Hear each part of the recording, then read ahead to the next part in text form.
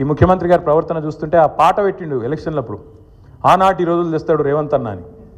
నిజంగానే తెస్తాడు ఆనాటి రోజులు.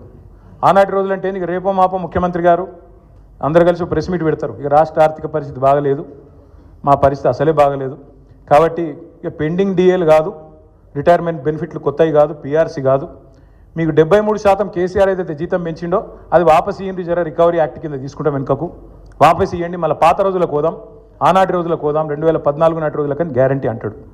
2000 పెన్షన్ ఏదైతే ముసలిలో కేసీఆర్ ఇచ్చిండో ఇక లాభం లేదు, ఆనాటి రోజులకు పోదాం, 200 పెన్షన్ కోదామని చెప్పి అవి కూడా వాపస్ తీసుకుంటాడు.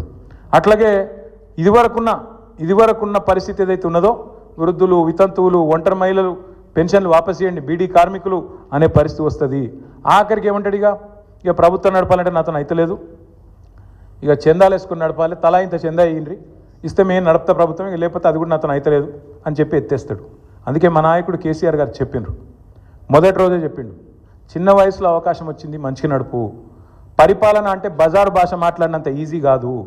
ప్రభుత్వాన్ని నడపడం, ఒక రాష్ట్రాన్ని నడపడం అంటే బజార్ భాష మాట్లాడి, లేకు మాటలు మాట్లాడి పైశాచిక ఆనందం పొందడం కాదు. అందుకే యాద్ చేస్తున్నాం మేము, మింగ మెతుకులేదు కానీ మీసాలకు సంపెంగ నూనెనట. ఇదే ముఖ్యమంత్రి గారు ఒక దిక్కేమో ఇట్లా బీదరుపులు అరుస్తాడు, అప్పు ఉడతలేదు, నా బతుకు ఆగమైపోయింది, మార్కెట్లో నాకు ఏమి పచార లేదు, అపాయింట్మెంట్ దొరకలేదు, చెప్పులు ఎత్తుకపోతాడేమో అన్నట్టు దొంగను చూసినట్టు చూస్తుండ్రు అని ఒక దిక్కు చెప్తాడు. ఇంకో దిక్కేమో తెలంగాణ రైజింగ్, ఫ్యూచర్ సిటీ, 1,50,000 కోట్లు మూసి, ఇంకోటి ఏదో 50,000 కోట్లు.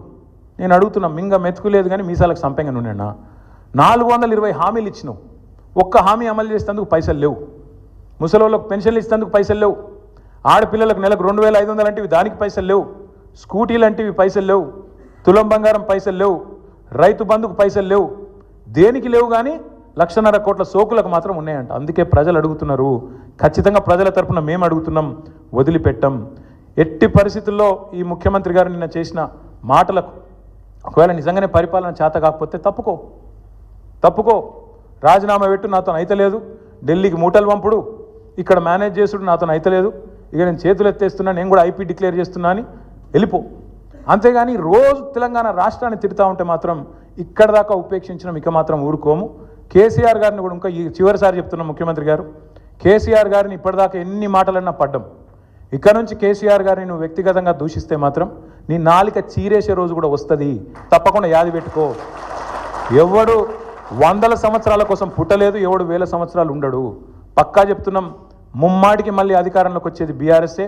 నువ్వు చేసిన నీ దిక్కుమాలిన పరిపాలన వల్ల అతలాకుతలమైన రాష్ట్రాన్ని మళ్ళా గాడిన పెట్టే సత్తా ఉన్న నాయకుడు కేసీఆర్ గారు మాత్రమే.